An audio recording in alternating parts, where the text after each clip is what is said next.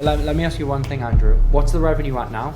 We're like 8 to 10 grand a month of recurring. I think there's a lot of misconceptions, particularly around AI. AI.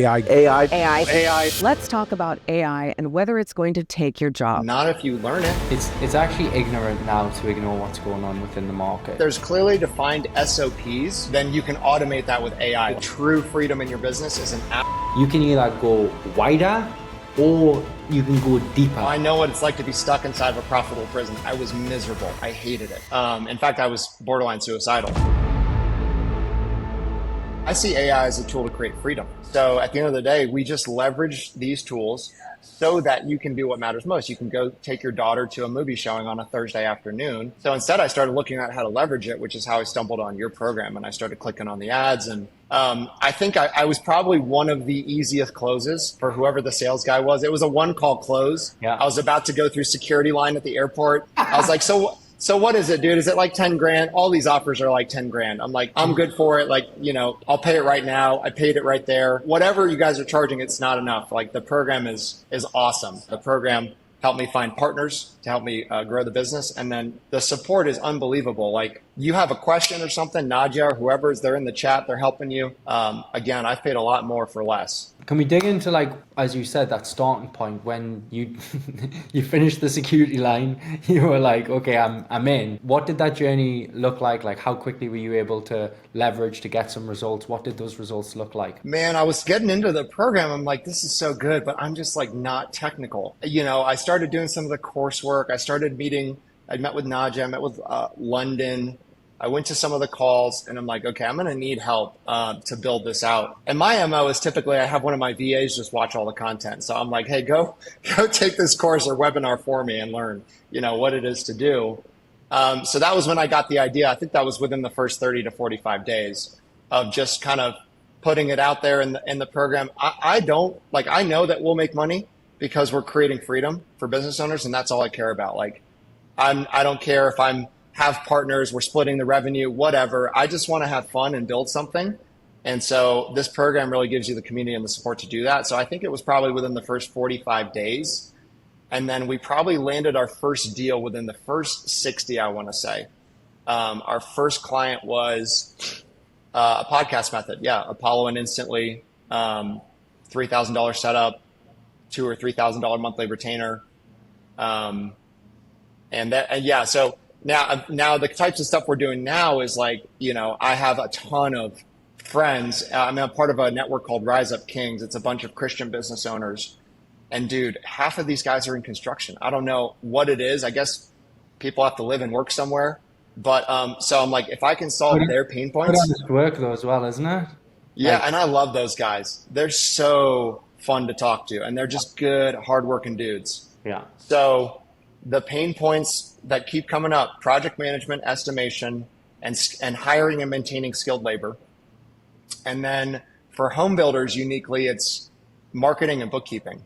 Then those are easy ones. A lot of the contractors I talk to, they have a lot of unpaid invoices. There's like 10 or 20 grand sitting out there on the street. So build an AI agent to collect on your unpaid invoices, like boom, That's great. You mentioned a little bit about the support as well. You were already successful in business and we're getting started on the journey of how do I build and scale the most effective business. And you're very similar to how I think about things. As soon as I set up my business, I'm like, okay, who do I need to partner with? Who do I need to hire? I did the exact same thing. And I think probably the better you are at sales, the easier you are to buy things, which I think is good, right? Because what's the point in making money in the business if you're not growing and investing in yourself? Like I don't want to sit on a pile of cash. You want to put that capital to work because that's how you're going to grow. But when you started working with a team, even with your experience, what were the areas of which you saw and received the most value? It's just troubleshooting stuff. I love that every morning. So these calls are every morning at my 8 a.m., which is perfect for me. So one of the things that when I was a financial advisor, something really stuck with me. Like, I'm not very technical. I'm not going to go in and pick the ETFs and the different funds. Like, that's just not me. I just want to coach clients and kick their butts to reach their goals. But something early on was know your resources. And the program just has great resources. You can go back to a different module. You can connect with someone else in the program who maybe understands that niche. We'll frequently be in those calls and someone will be like, oh, I used to be a lawyer, or I used to be a, project manager for a commercial construction company. And so it affords you the ability. And then you can also say, oh, well, we did this pricing model for this client. Like you can copy and paste our, proposal or whatever. So that's really helpful. And then the coaches are great. I mean, every coach in the program is really helpful. And I think when you buy into a program like this, it's helpful if the content is good, but you need support. Like a lot of these people have 2 jobs. This is a side hustle for starters. Yeah. And so you need to know that you can, if you're only doing this 1 to 2 hours a day, like you can actually build a legitimate business. And that's what I've appreciated the most about the program. Yeah. Great insights. An area where I think there's a lot of misconceptions for business owners in general when they look at markets, but particularly around AI. So the way I see it, and there's a hell of a lot of reports on this by people a lot smarter, a lot wiser, and a lot richer than me, talking about the exponential growth of AI. This year alone, businesses will spend $500 billion on the implementation of AI to their businesses, which is just insane. But there's a lot of FOMO. There's a lot of unintentional misinformation within the market. And people sometimes think that, oh, well, if the billionaires are doing it, why would businesses need me, right?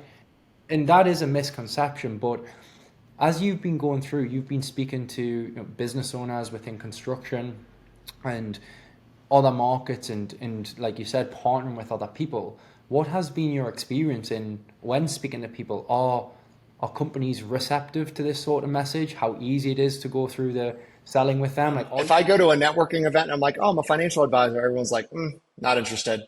If I say, hey, I own an AI agency, people are like, oh, hold up, I want to hang out with this guy. So you're the most popular person in the room. And for a lot of these deals, it's literally like the first person they talk to that can help them with AI. They're like starving for it. And they're like, oh, it's like really common for me to be like, oh, I'm trying to learn 20 minutes a day. I'm trying to mess with ChatGPT or something. But like the most that you'll find is a lot of these guys are maybe using Copilot or Chat or something. But when you get into the business, you see like there's so much automation. And the program, what I love about it is it teaches you to land and expand. So whatever the big pain point is, and you said this on one of your coaching calls, I thought it was so good. Like whatever the pain point is, you offer that. Like they need lead gen. Oh, you're a lead gen specialist. They need an AI agent. That's your thing. Like whatever it is, like that's what you do, And if you know enough to be dangerous and you're not technical, which I'm not, I don't even know my dang login for my CRM. Like I don't mess with that stuff. So I got a message. Yeah. Please, what's my password for email? Yeah. Heather is my EA, and poor Heather. Like I'm like, Heather, what's my email login again? Like, I'm such a boomer with that. So, but I know I can recognize an opportunity. Yeah. So if I say like, hey, if your business were to double tomorrow, what's the first thing that would break? And they're like, oh, our client onboarding. Okay, great. Let's automate that. What advice would you have to someone if they are on the line, if maybe they have a job, right? And this is a side hustle, or they kind of have a business and it's not where they want it to be. What advice would you give them? Do it. I mean, it's you guys aren't charging enough for this. I mean, it's such a blue ocean that there's such a wave of this right now. Like I think about surfing a lot because that's my favorite thing to do. Do they have surfing in Dubai? Can we go surfing when I hang out with you? Yeah, you'll have to teach me though.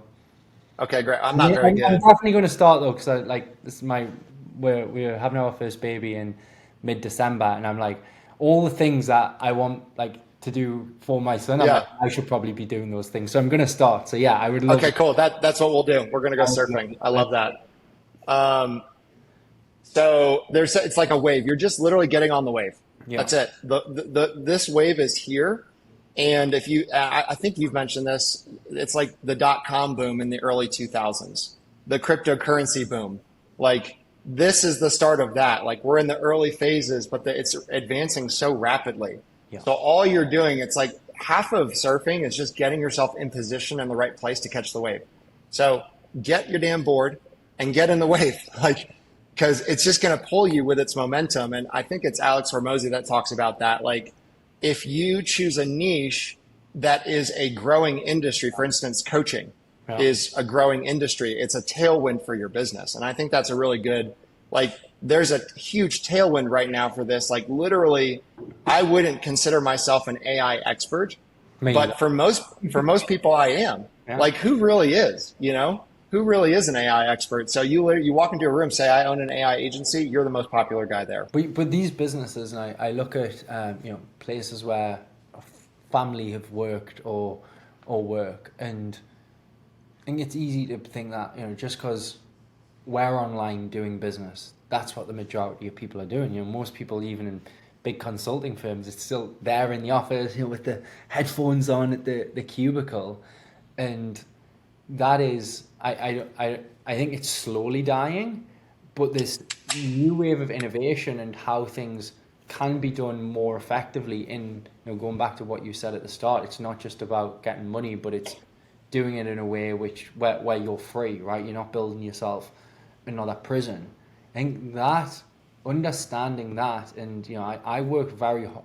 I probably work less hard now. Well, sorry, I definitely work less hard now than I worked when I was in a job, and make far more money because of the systems and the processes, and like you said, just setting yourself up right with the right people, with the right partners, with the right business opportunity. There's business owners out there that are doing such repetitive, tedious, monotonous stuff. Business owner come on my podcast, and I just talked about why I started Freedom AI. I talked about having a $2 million business. I was miserable. I literally had become a shell of myself, and I told her, I couldn't imagine. I honestly couldn't imagine that. It's brutal. It was brutal. Yeah. And I mean, I have 3 young kids. So like I believe it's a spiritual thing. Like, but the cool thing is my story resonates with people. Like my mentors say, your mess becomes your message. So every business owner. Your mess becomes your message. Is that what it is? Yeah, that's nice. I like that. Your mess becomes your message. Yeah. So anyway, so the idea of Freedom AI, I was like, I said, hey, I think, AI is just a tool to create freedom. And she, at the end of her call, she's like, you know what? I'm ready for freedom. And like, so we're building a growth plan. We're going to automate some of our business. Like, it's a really rewarding thing. There's something really cool that you're doing. And I think some of the fear around AI, Jordan, is like, oh, it's coming for our jobs. And it's like, not if you learn it. Yeah. Like, okay, let's say you work at a company and you hate your job. Spend 20 minutes a day on YouTube, become an AI expert. You will be at your company, figure out how to automate your job, and you will become the most valuable person at your company. All of a sudden, like, they're going to give you a raise. You just go to their competitor and say, this is what I'm doing in this company. Do you want me to do it for you? But I'm going to do it part-time and charge you 10 times the amount. Yeah. Like that. There you go. That's the other side. Wait, that's funny you mentioned that. That's cutthroat. I like that. Yeah. But I think the misconception, and it's how we've been raised, that a job's safe and a business is risky. But I see a business as just having multiple employers, whereas when you have a job, you just have one employer, and they can really get rid of you for anything. And okay, if it's unfair, they'll just pay you off, but you still have no job. You might have a little bit of money to last you a while, but like, big companies can do what they want. I think they've proven that time and time again. So if you're reliant on that, like, that was one of the big things. I thought setting up my business, I had to have much more in line than what I did. Yep. When I set it up, I was like, man, I just needed to have a couple of things and do a fraction of what I was doing in my job for another company, and then another company, and then another company. But I will say, actually, to really give some credit towards virtual assistants. You might not know this, not everyone knows this. So Blaze, who's our CTO now, and is basically responsible for so much of the value within our business. It's instant. Started as a VA. Matt, who's our CEO, he started as our assistant, and now he's the CEO of the business. And we have a lady called Andrea, who you've probably seen within the community. She started with us as a VA. She's out in the Philippines. So Blaze is Poland, Matt's from the UK, Andrea's in the Philippines. And Andrea, Let me do your next couple, by the way. Let me get your next few VAs for you. Yeah. Would love that. Let's do it. Let's do it. And the value, let's say for example, like Andrea, who hasn't like rose through the ranks like the other guys, right? And Matt wasn't a VA, but he did come in like lower level. Blaze was a VA. Andrea, it's hard to find, and Michael too, hard to find a higher return on investment person than those people. Yeah. So the work that you're doing is incredible because someone does need to run the technology. AI is amazing, but someone needs to run that. Only as good as the prompting and the user. Yep. If you plug the right people into a business, you don't just give them value day 1, day 30 and get them on that task. The value that those people have created in our business is absolutely insane. They have created more value than we've brought in people on 100 grand a year salaries. And that is not an over-exaggerating. That is of course fact in complete honesty. Someone's on the fence, they don't know whether they should do it. That fear that's holding them back, speak to that. Speak to me as though I'm a prospect. You're right. It's paralysis by analysis. They're overthinking it. A lot of them are like, I'm not very technical, or I don't understand the stuff. I'm like, you really don't have to. Like, the program, I think, for someone like that just teaches you to recognize opportunities. Like, I talked to a competitor of mine who's actually a friend. He has another virtual assistant staffing company. And I'm like, hey, man, I would love to do a webinar for your clients. I'm not going to like take their VAs or try to get that business, but why don't you white label our AI stuff? And he works with roofers. And I'm like, I'll do a webinar for all your roofers on automations. And dude, I'm going to use ChatGPT and Gamma and basically create that training in like 2 minutes. But if you're on the fence, like, it is such a blue ocean right now. And I would imagine on, because I've talked to a few of these people, maybe you've been burned by another program. All right. So this program is legit. Like, I can't say that enough times. You have all of the support. You have all the modules. You have a great community. Whatever they're charging, it's not enough. And you, within 6 months, you will be able to replace your income if you just do the steps every single day. So if that's not enough to get you off the fence, I don't know what I can do for you. There's an appliance repair company in Colorado I'm thinking of. It's a $5 million company. And he's like, oh, my son is the AI person. And I'm like, what? Like, that's what a lot of these businesses are doing. They're like, the older guy is like the young person. Yeah. Oh, like, so he's 25. Like, he's my AI person. Like, but he doesn't know this stuff, like, so like, if you come and talk to them and present them with an opportunity, you're good. Like, again, it's an incredible blue ocean right now. And if you're in a company and you understand inefficiencies of a certain industry, you can help leverage AI. Like, now, get into the program, figure out how to systematize that. And like, look, you said it earlier, Jordan, like, I read an article like Chase or one of these big companies fired like 200,000 people, right? Because they're like literally creating, someone like automated their entire HR department. And I think it was like 8,000 employees that they just straight up fired. So look, it's happening, right? And there's no one safe. So why don't you be a part of the leader in the movement instead of becoming a victim to it? Let me ask you one thing, Andrew. What's the revenue at now? We're like 8 to 10 grand a month of recurring, which like these couple more deals will push us. I want to stop taking like, hey, we need you to be our first case study. Like, I want to start taking more of we have proven that we can do this. And so our initial podcast clients are starting to get through their first campaigns. Hopefully we'll start closing deals. So that's pre-case study. But nice. Once we reach about 30 to 40 grand, I think George can jump ship from his M&A thing and come with us full time. So. Nice. Appreciate you. Thank you, Andrew. Bye-bye. Bye.